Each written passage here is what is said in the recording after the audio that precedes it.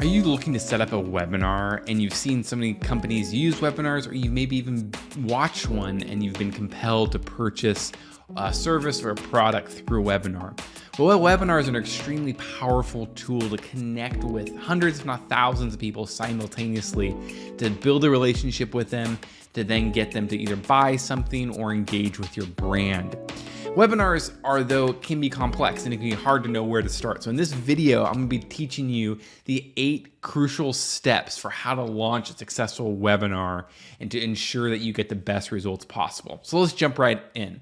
Step one is determine what are your desired outcomes. So desired outcomes are not the desired outcomes for your clients or people that are, or the audience that are watching your webinar. It's actually what are your desired outcomes as a business, as an individual, a coach, whatnot. And so you need to determine what is the next step you want the audience to do after they watch the webinar.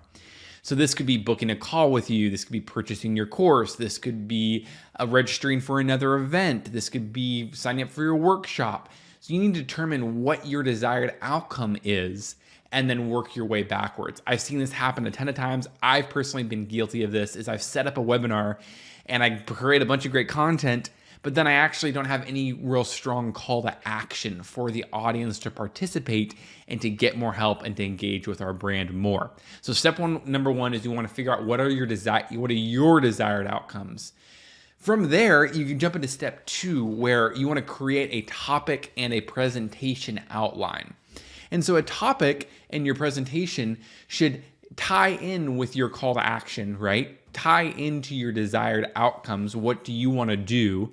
And so the topic should really be, let's talk about that for a second, should be a measurable, specific outcome, either a problem that somebody's trying to avoid, right? So like 8 steps to create a successful webinar, right? That could be a webinar topic. It's measurable, has 8, and then the outcome is actually positive. So you could either have a measurable positive outcome or a measurable avoiding something negative, right? So if you're selling an insurance product, it could be 8 ways to avoid having to get sued, right? And you have an insurance product that provides you coverage in the case of a liability. So the topic and presentation, step number 2, should really be around solving a measurable problem or creating a measurable positive outcome, right? Either getting new clients or whatever it may be. And then also, or a negative. So either positive or negative.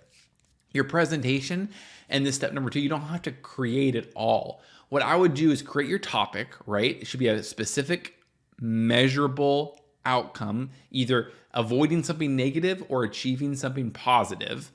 And then your presentation outline should be 4 bullet points that are things that people are going to learn in this webinar.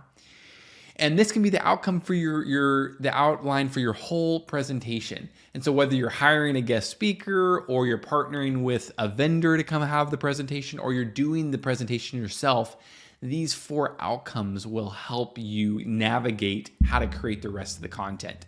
But don't be too overwhelmed, because you don't actually have to finish your presentation yet, because maybe you get a guest speaker to come in and do it for you, or you have a vendor, or you have a team, you have a panel, right, of 4 or 5 people, and you just kind of take those 4 ideas and you run with them and create topics and conversation. So from here, number 1, we've created our desired outcome. We've created a topic and presentation outline. Number 3 is we want to assign a host, a panelist, or guest speakers. So there's a bunch of different ways you can do this. You could do the whole presentation by yourself. You could have a vendor come in and do a presentation for you, or you can pick experts and have 4 or 5 people and do like a round table discussion. What I recommend is the easiest way to do this is to have a vendor come in. So somebody that you're already selling their product, or a strategic partner come in that's already done webinars, already done presentations, and have them do a presentation and discussion on a specific topic that you've assigned, right? And the outline being like, hey, I need you to come speak around these things. If you haven't done public speaking before, haven't done a webinar, haven't done any of these things, have a vendor come in that's already an expert in this area. The second easiest would be to get a panel of experts. And what I've done is I've actually used LinkedIn to reach out to different experts and ask them to come join a webinar. Everyone's looking for marketing. Everyone's trying to get more exposure. It's really honoring to come be on a panel and to have that exposure.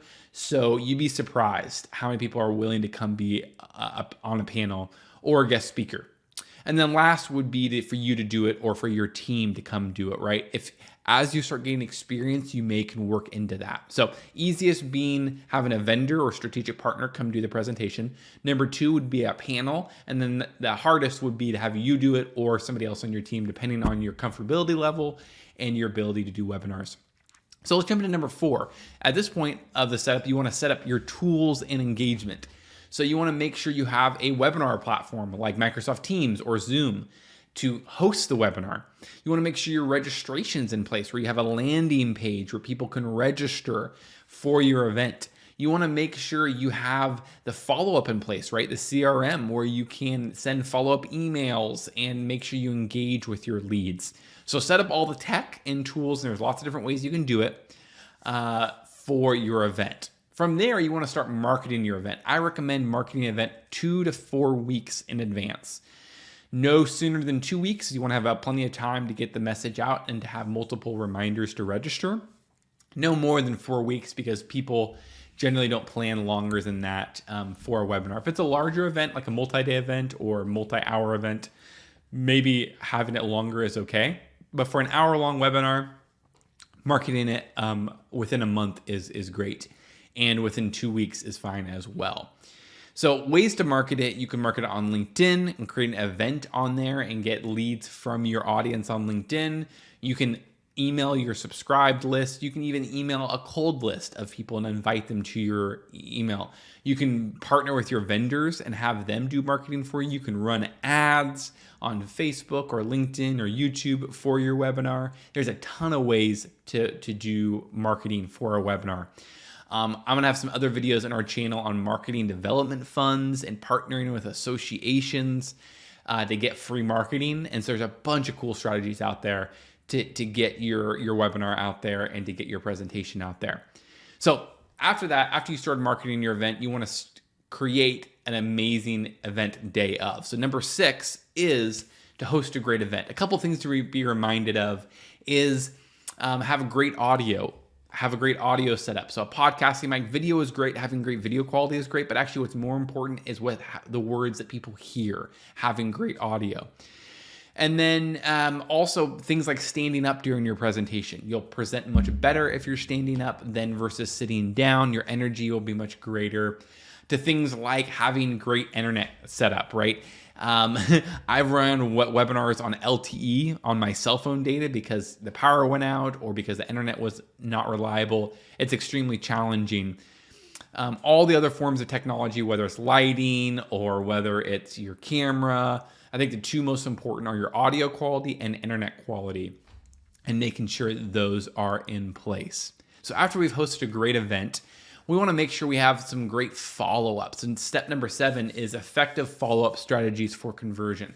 I follow up 3 to 4 times after the webinar to ask people for feedback, invite them to another event, or invite them to schedule a call with us based upon their needs. And then maybe even call them. That's also another strategy of calling the leads to see if they had any additional questions or if you could be of service to them. And then after that is continue to invite them to further webinars. Sometimes it takes 2 or 3 events for somebody to want to take action. And a lot of the clients I've gotten over the years from webinars have been from multi-attendance webinars, so people have joined multiple webinars. And then step number 8 is post an on-demand webinar for ongoing marketing. So take your recording, right? Make sure you record your webinar and then post it for ongoing marketing. This is a great strategy to get people to continue to opt in to your webinar, right? You can have them register for your on-demand webinar to generate those, to increase your email list, and then also to get people to watch your webinar so you have that evergreen content. So I hope these 8 steps were super helpful. There's a lot here, so feel free to rewatch the video. Watch some of my other videos on my channel. I actually post 3 videos a week on remote working, technology, digital minimalism, how to survive in this technology age, but then also how to leverage it as well. So hope you subscribe to my channel, check out my other videos, like, comment below if you have additional thoughts around webinars and how to host a great webinar. Thanks so much for watching. We'll see you in the next video.